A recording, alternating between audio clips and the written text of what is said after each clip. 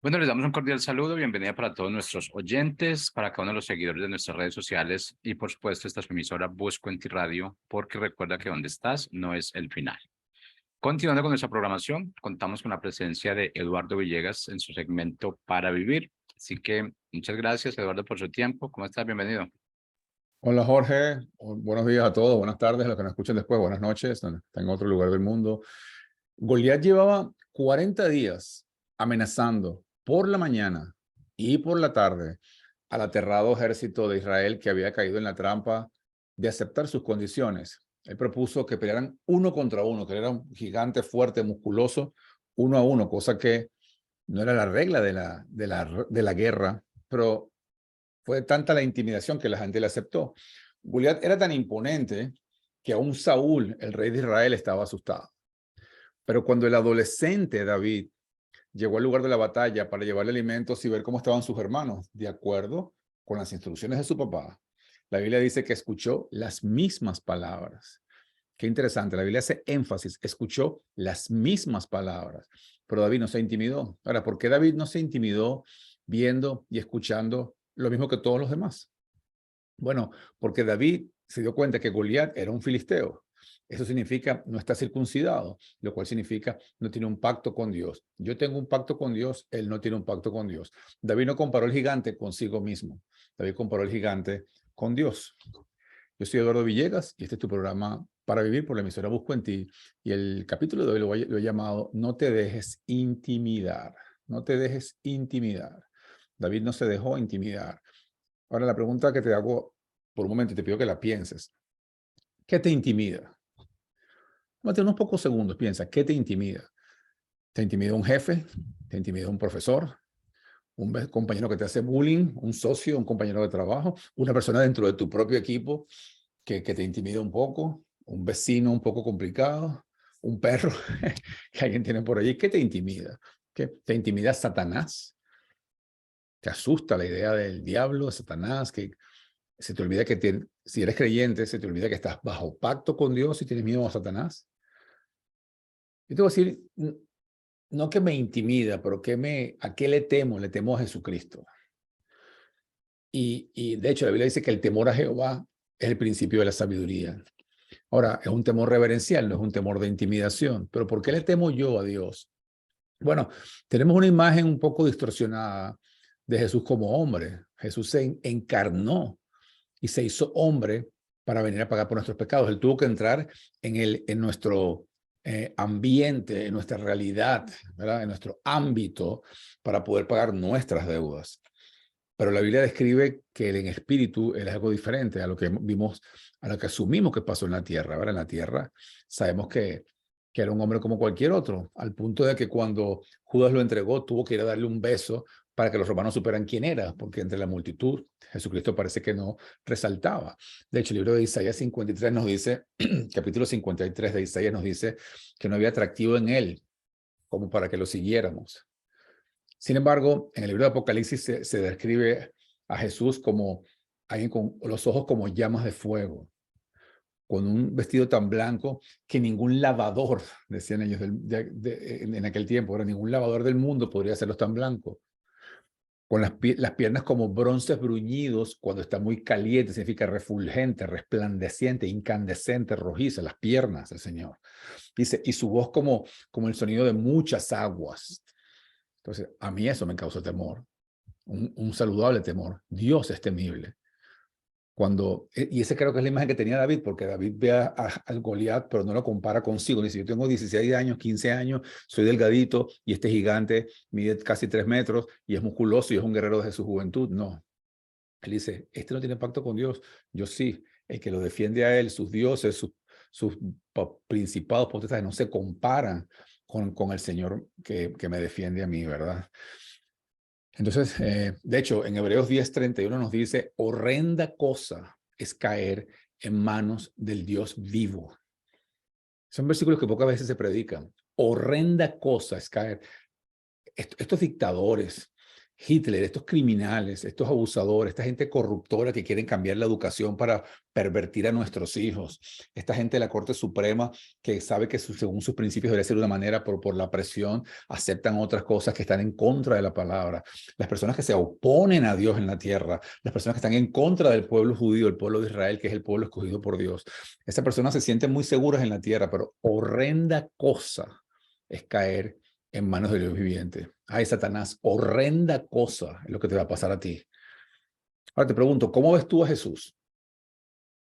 ¿Y cómo ves al diablo? Cuando ves una persona, eh, cuando es una persona que parece ser un hombre o mujer, que parezca 15, 20 años más joven, y tú dices, wow, tiene 70 años y parece de 45 y súper atlético o atlética o joven o fresca, o linda, sexy, lo que sea. ¿Qué dices tú? Wow, tiene la gracia de Dios o tiene un pacto con el diablo, como dicen algunos. Yo me acuerdo del famoso cantante Mick Jagger de Rolling Stones, a quien he nombrado varias veces acá, pero acaba de cumplir 79 años y lo celebró con un concierto. Y que lo que dice la gente, ese hombre tiene un pacto con el diablo porque se mantiene joven, porque todavía canta, porque todavía es... Digo, el diablo no es el que da la vida. El que da la vida se llama Jesús. El diablo vino para hurtar, matar y destruir. Pero Jesús vino para darte vida abundante. ¿No deberíamos mejor pensar cuando alguien está con sueños en la vida, cuando tiene propósito, decir, wow, qué bueno es Dios? Esta persona parece que tiene un pacto con Dios. Este es un hijo de Dios, tiene un pacto con Él, porque tiene sueños, tiene 50, 60, 70 años, está soñando todavía con cosas. Quiere ir más adelante, se le ve bien, tiene un lindo matrimonio, o pelea por su matrimonio, lucha por sus hijos, sigue creando, sigue produciendo, sigue teniendo sueños, sigue actuando. Así veía, creo yo, David a Goliat. ¿Cómo crees tú que veía David a Dios? ¿Cómo crees tú que veía David al diablo? Yo pienso que él operaba en lo natural, como un hombre valiente que era, súper valiente David, pero confiado en lo sobrenatural. O sea, él estaba tan enfocado en la palabra, en sus salmos, que adoraba a Dios en los cantos, en cómo le escribía, ¿verdad? Poesía para el Señor, cómo lo alababa. Estaba tan interconectado y también era un guerrero porque era un pastor que protegía sus ovejas de osos y de leones y los enfrentaba y los mataba si era necesario, con sus manos. Eso dice la Biblia en Primera de Samuel 17, cuando peleó contra Goliat. Pero este hombre tan valiente, tan especial, era atrevido, pero en la confianza que tenía en Dios, creo yo.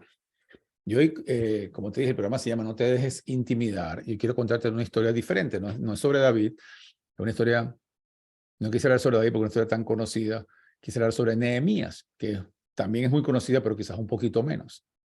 Pero vemos claramente cómo Satanás, en el momento que tú empiezas a caminar en una dirección, en el momento que tú empiezas a buscar a Dios, él busca oponerse y lo que busca es intimidarte. Y el mensaje que te quiero dar hoy de primera entrada es ese: no te dejes intimidar. No te dejes intimidar. Nehemías, en el capítulo 1 de Nehemías, él estaba llorando porque se enteró que el muro de Jerusalén había sido derribado.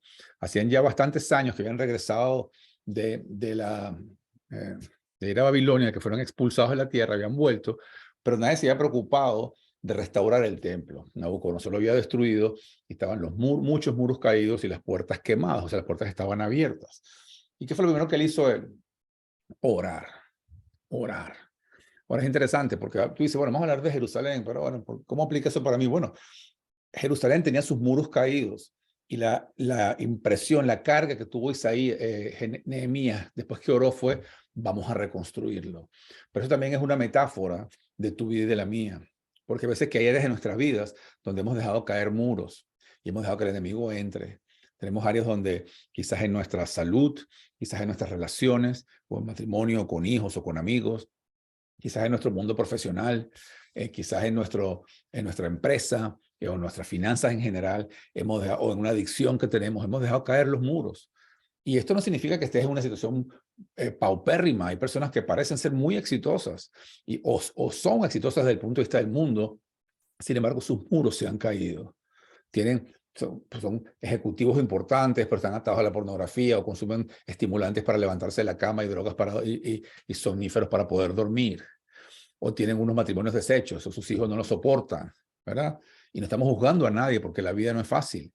El punto es que Todos tenemos muros que se han caído y hemos aportillado, hemos dejado espacios abiertos donde el enemigo se mete. Dice la palabra, dice, Eclesiastés dice, el que aportille un vallado, el que le abre una puerta en un vallado que permite acceso, lo morderá la serpiente, le da la entrada a Satanás. De hecho, de eso hablamos la semana pasada. Pero, entonces, Nehemías, yo te voy a estar hablando de los muros de Jerusalén, pero también quiero que hagamos la metáfora, el paralelismo, la comparación con los muros de tu vida, la protección de tu vida, la defensa de tu vida, de tu propia casa. Imagínate una casa con tus muros rotos, con las puertas rotas, con las ventanas rotas, las puertas abiertas quemadas. ¿Qué posible seguridad tienes allí? Ninguna. Pues lo mismo pasa en el espíritu. Si tú pasas viendo pornografía, te la pasas viendo programas de satánicos, te la pasas consumiendo drogas, estás en alcohol, estás en una casa llena de violencia, no invitas a Dios a tu vida, aunque las puertas estén cerradas y tengas, bueno, pues blindada tu casa, los espíritus entran porque ellos no necesitan abrir una puerta, ellos entran a través de las puertas.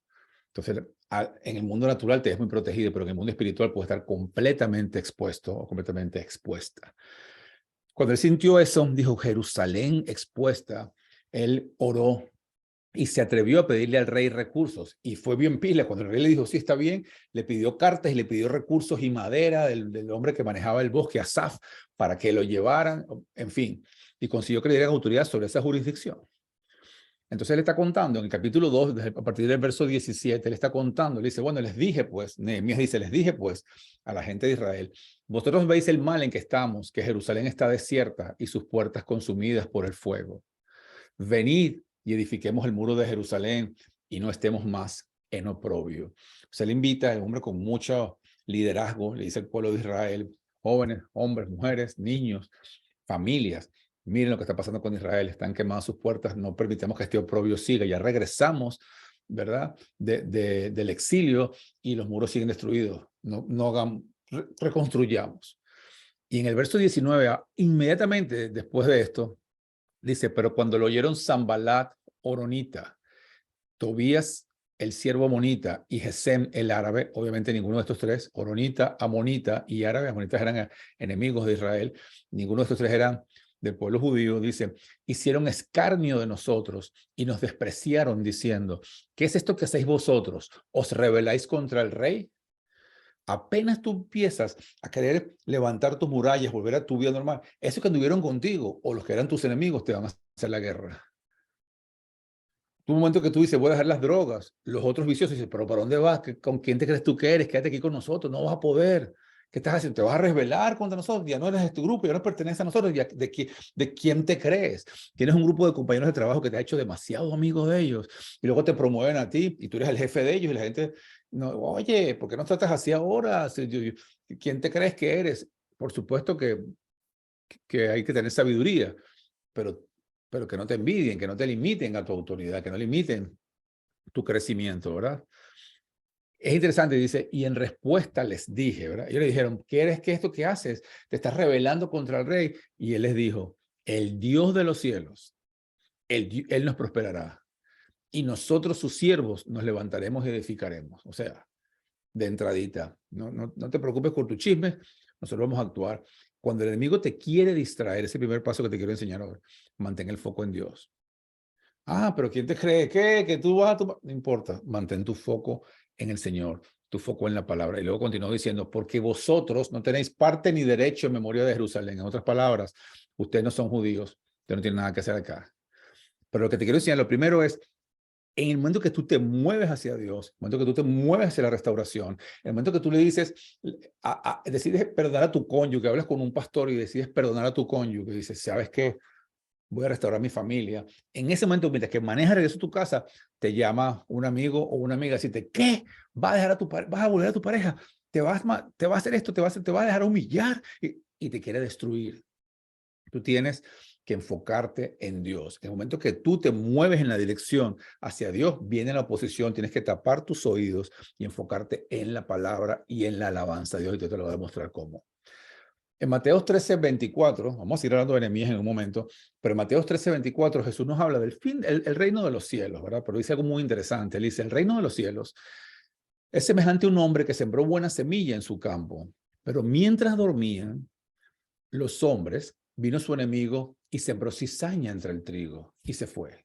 Satanás, ¿verdad? Cizaña. Dice, y cuando salió la hierba y dio fruto, no salió primero la cizaña, estaba esperando. En el momento que sale la hierba y da fruto, trigo, ¿verdad? La semilla que fuera, entonces apareció también la cizaña. En el momento en que tú dices, voy a volver con mi esposa, voy a volver con mis padres, voy a pedirle perdón a mi hijo, voy a hacer las paces con tal persona, ¿sabes qué? Voy a arrancar mi empresa, ¿saben qué? Voy a buscar mi promoción, voy a empezar mis estudios, voy a creer que aunque el médico dice que no puedo, que esta enfermedad es terminal, yo creo que voy a hacer un ayuno de oración, vamos a hacer un grupo porque yo creo que Dios me puede sanar. En el momento que tú haces eso, o en el momento que dices, ¿sabes qué? He estado perdiendo el mundo, esto no me satisface, yo quiero buscar de Jesús. O ya eres un creyente y dices, ¿saben qué? Quiero tomar un tiempo para empezar a orar. Quiero fundar una iglesia. Quiero empezar a ir a las reuniones de oración los días tales en la mañana. Quiero empezar a ir todos los domingos a la iglesia. Quiero estudiar la Biblia todas las mañanas. En ese momento aparece la oposición. Cuando tú vas a empezar a dar fruto, de hecho, desde que estás sembrando esa semilla, empieza a poner la semilla de cizaña. Para que cuando el fruto salga, aparece la cizaña. Pero tú tienes que aprender hoy a no dejarte intimidar, a no dejarte distraer por él y permanecer. Nehemías, vamos a saltar de Nehemías 2 a Nehemías 6. Pasaron muchas cosas en el medio, son demasiadas explicaciones, demasiadas enseñanzas, perdón, en ese libro de Nehemías, que es fabuloso. Te invito a que lo leas. Pero vamos a saltar al número 6, dice, y cuando oyeron, otra vez los mismos personajes, y cuando oyeron Sanbalat y Tobías y Gesén, piensen ellos como enemigos, chismosos, los que te quieren distraer, piensen ellos como demonios también. Y estos eran los tres principales, pero había muchos más. Aquí lo dice, cuando oyeron Sanbalat y Tobías y Gesén el árabe y los demás de nuestros enemigos, que yo había edificado el muro y que no quedaba en el portillo, aunque hasta aquel tiempo no había puesto las hojas en las puertas, pasó algo, yo lo voy a explicar, pero es interesante. Él comenzó a trabajar en el muro y ya iba avanzando, y aquellos seguían amenazando y torturando, pero él iba avanzando. Entonces, cuando se dieron cuenta que ya los muros habían avanzado, no creo que no estaban hasta lo más alto, pero ya una buena parte, y estaban las puertas puestas, como que no estaban todavía puestas afirmadas, pero estaban allí, ellos siguieron atacando. Y dice que Sanbalat y Gesén enviaron a decirme, ven y reunámonos en alguna de las aldeas en el campo de Ono. El campo de Ono está fuera de Jerusalén, fuera de la jurisdicción que tenía Nehemías, o sea, ahí podían atacarlo. Segundo, creo que necesitaban más de un día de viaje para llegar allá y un día de viaje para regresar. Querían distraerlo. Entonces dice, más ellos, acuérdense que es Nehemías el que está narrando. Él dice, me dijeron, ven y reunámonos en alguna de las aldeas en el campo de Ono, mas ellos habían pensado hacerme mal. Y les envié mensajeros diciendo, yo hago una gran obra y no puedo ir, porque cesaría la obra dejándola yo para ir a vosotros. O sea, si yo soy el líder de esto, yo no me puedo ir de acá porque se va a tener la obra. Ahora, quiero que pienses un momento en algo que te quiero explicar que creo que vale la pena. Perdón. Cuando tú estás restaurando tu propia vida, estás haciendo una gran obra.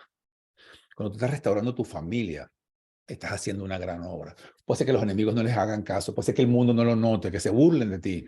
Cuando quieres pelear por tu matrimonio, cuando perdonas y eres perdonado, cuando buscas hacer el bien. Jesús dijo que Juan el Bautista, no había nadie otro como él en la tierra. Y Juan el Bautista había predicado a Jesús, básicamente lo que había hecho. Cuando tú predicas, cuando tú das una vida de testimonio, cuando tú amas a tu familia, cuando tu mujer o hombre cocinas para tus hijos, los llevas a la escuela, los cuidas, los educas, limpias tu casa para mantener el orden. Cuando batallas con ese adolescente que no quiere estudiar la palabra y tú dices, pero vamos a la clase bíblica o vamos a la iglesia. Todo eso es una gran obra. Tienes que ver las cosas desde el punto de vista espiritual, no desde el punto de vista natural. Es una gran obra. Entonces dice, él le respondió a eso, ¿verdad? Yo no puedo ir, hago una gran obra. Y en el verso 4 dice, y enviaron a mí con el mismo asunto 4 veces. O sea, mandaba un mensajero, usted dice, no puedo, estoy haciendo una gran obra. Venía el mensajero, mandaban a otro, ¿ok? Y dice, y enviaron a mí con el mismo asunto hasta 4 veces, y yo le respondí de la misma manera. O sea, Satanás, cállate, es una gran obra, no voy a ir para allá, no me distraigo contigo. Entonces Sanbalat, uno de los líderes, envió a mí su criado, no su criado, su sirviente, sino ya ser su asistente, su mano derecha, alguien que iba a causar un poco más de temor. No era un mensajero cualquiera que viene de FedEx, ¿verdad? Aquí tiene el sobre, aquí tiene una carta. No, no, no. Este vino ya como, bueno, vengo a hablar con usted, vengo enviado desde allá a hablar contigo. Y dice, envió a mí a su criado para decir lo mismo por quinta vez con una carta abierta en su mano. Con la carta abierta significa, no es secreto, el que me ve lo comparte. Todos sabemos lo que tú quieres hacer. En la cual estaba escrita, se ha oído entre las naciones, y Gasmu lo dice, alguien lo afirma, o sea, para buscar respaldo. Satanás siempre hace eso, ¿verdad? Tú lo ves en la política, en toda la sociedad de los medios, que afirman como que hay un respaldo, alguien lo dijo, hay un backup, hay una referencia. Quiénes no sabemos, pero alguien más lo dice. Que tú y los judíos pensáis rebelaros y que por eso edificáis tú el muro con la mira, según estas palabras, de ser tú el rey. Imagínense eso. Están acusando a Nehemías ahora de que quería hacerse rey de Jerusalén y que has puesto profetas que proclamen acerca de ti en Jerusalén diciendo, hay rey en Judá y ahora serán oídas del rey las tales palabras. O sea, mira, esto es una carta blanca, la gente se está enterando. Uno de los temores más grandes que tenemos los hijos de Dios ahorita y que no podemos tener, por lo que la gente se intimida más, es con las redes sociales. No nos va a poner esto. Yo pongo mis mensajes contra el aborto, contra la inmoralidad sexual, a favor de la familia. Y pongo un mensaje cualquiera y me ponen un montón de likes. Pongo uno de estos mensajes y recibo 3 likes. La gente no quiere comprometerse, ¿no? ¿Qué van a decir de mí? Me van a decir que soy demócrata, que soy republicano, que soy cristiano, que soy esto. Hay muchos cristianos que son lo que llamamos cristianos espías. Solamente ellos saben que son cristianos, porque no se notan ni en su conducta, ni se lo dicen a nadie. Ok, no seas tú de ese tipo. Eso se llama hipocresía de acuerdo a Jesucristo, ¿verdad? Pero él viene con la amenaza, porque como hay y a eso me refiero, como hay tanta grabación y todo el mundo tiene un teléfono, uno tiene como miedo de actuar. Uno quiere dar una nalgada a un niño pequeño, un nieto de uno, mis hijos tan grandes ya, y tú dices, no, pero se me están grabando, aquí me pueden demandar, porque es increíble lo que está pasando, ¿no? Entonces, ellos vinieron con esa amenaza, vienen con una carta abierta y dice que le va a contar al rey. Y le dice, y ahora serán oídas del rey las tales palabras, o sea, le vamos a contar, ven por tanto y consultemos juntos, vamos a hablar para que nos expliques, Nehemías, porque te podemos poner en problemas. Ese es siempre el mecanismo de Satanás, intimidación. Nosotros tenemos una herramienta, no quiero usarla en contra de ti, queremos tratarnos buenos términos, pero vamos a hablar, hermano, porque lo que estás haciendo no está bien. Yo sé que tú pretendes que estás reconstruyendo los muros, pero hay gente que está dudando de eso. Yo te quiero ayudar, los demás, no soy yo, pero mira, se está diciendo por ahí, y este Gesé lo dice, que es lo que tú quieres hacer. Entonces se está corriendo la bola por ahí, como dicen, ojalá que no sea una mala palabra en tu país, ¿verdad? Entonces envié yo a decirle, no hay tal cosa como dices, sino que de tu corazón tú lo inventas. Me encanta cómo él responde, no se deja distraer y es directo. Es como Jesús cuando Satanás quería tentarlo. Mira, si eres el Hijo de Dios, escrito está, no tentarás al Señor tu Dios. Ah, pero si eres tal cosa, escrito está, no solamente de pan vivirá el hombre, sino de toda palabra que sale de la boca de Dios. Jesús iba a lo que era, no se dejaba asustar, no se dejaba emocionar. Y continúa en el verso 9 Nehemías diciendo que le hicieron todo esto porque todos ellos nos amedrentaban diciendo, se debilitarán las manos de ellos en la obra y no será terminada. Y luego vuelve a orar Nehemías. Me encanta porque entre diálogo y diálogo él ora. Ahora pues, oh Dios, fortalece tú mis manos. O sea, tengo este enemigo, no le hago caso, lárgate, no es lo que tú dices, eso tú lo estás inventando. Señor, ayúdame a terminar la obra que me entregaste. Defiéndeme. ¿Ok? Vine luego a casa de Semaías. Tienen que haberlo ido, él conocía a Semaías, es un profeta, y tenían que haberlo mandado a llamar, porque si no, Nehemías no se hubiera alejado de ahí. Y dice, vine luego a casa de Semaías, dice, porque él estaba encerrado, estaba como oculto en su casa, el cual me dijo, reunámonos en la casa de Dios dentro del templo, perdón, y cerremos las puertas del templo, porque vienen para matarte. Sí, esta noche vienen a matarte, vendrán a matarte. Un profeta te dice en tu casa, pero él estaba escondido, porque está escondido él, si me van a matar es a mí. Entonces dije, un hombre como yo ha de huir, y quién que fuera como yo entraría al templo para salvarse la vida, no entraré. Y mira lo que le reveló el Espíritu Santo, dice, y entendí, perdón, se me fue, y entendí que Dios no lo había enviado, sino que hablaba aquella profecía contra mí, porque Tobías y Sanbalat lo habían sobornado. O sea, hasta un profeta falso se prestó para eso. Puede ser que venga alguien cercano. Si algo viene de parte de Dios, es bueno confirmar, pero con gente que tú conoces. pero cuidado con alguien que esté interesado, que esté emocionalmente involucrado y quiere impedirte que lo hagas. Porque si Dios te lo dio, Dios lo va a cumplir. Cree en Dios contra toda mentira. Dice, porque fue sobornado para hacerme temer así y que pecase. O sea, ¿cómo que pecase? Que me detuviera de hacer la obra y le sirviera de mal nombre con que fuera yo infamado. Y volví a orar. Dice, me enteré que el mismo profeta me estaba engañando para que yo pecase, para que no cumpliese mi parte. Otro más que me quería intimidar, porque fue sobornado para asustarme. Acuérdate, Dios mío, de Tobías y de Sanbalat. Ahora ya la oración es de ataque, Señor. O sea, escarnecia esto, ¿no? Eso lo dije yo, eso no lo dice la palabra, pero defiéndeme de estos. Dice, acuérdate, Dios mío, de Tobías y de Sanbalat, conforme a estas cosas que hicieron. También acuérdate de Noadías, profetiza, y de los otros profetas. O sea, hay un montón de gente pagada por estos profetas de la iglesia, creyentes, y de los otros profetas que procuraban infundirme miedo. Ahora, ¿cuál es el resultado de esta presión que le aplicaron a este hombre? Bueno, una cosa increíble, dice, fue pues terminado el muro el día 25 del mes Elul, en 52 días. O sea, la presión más bien ayudó para que trabajaran más eficientemente. Y cuando lo oyeron todos nuestros enemigos, temieron todas las naciones que estaban alrededor de nosotros y se sintieron humillados y conocieron que por nuestro Dios había sido hecha esta obra. Impresionante esa historia. La presión, la artimaña del enemigo fue utilizada para poner más presión, para trabajar en más turnos. Ellos trabajaron en un momento, en alguno de los capítulos dice que estaban trabajando con una parte con la herramienta y con otra mano la espada lista para pelear porque decían que los iban a atacar en cualquier momento. Pero esa presión los enfocó y lejos de derribarlos o de desalentarlos, terminaron el muro en tiempo récord con la ayuda de Dios porque estaban constantemente levantando oración. En el Salmo 119, el verso 23, hay una frase una cita que me encanta.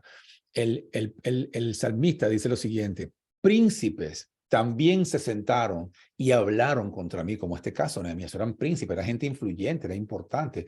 Uno de estos, Tobías tenía, creo que era tenía sacerdotes casados con sus hijas, ¿ok?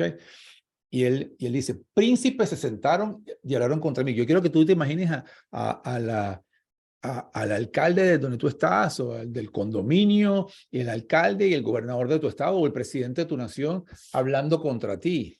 Es algo que asusta, es algo que nos intimida. Y le dice, príncipes también se sentaron y hablaron contra mí, mas tu siervo meditaba en tus estatutos.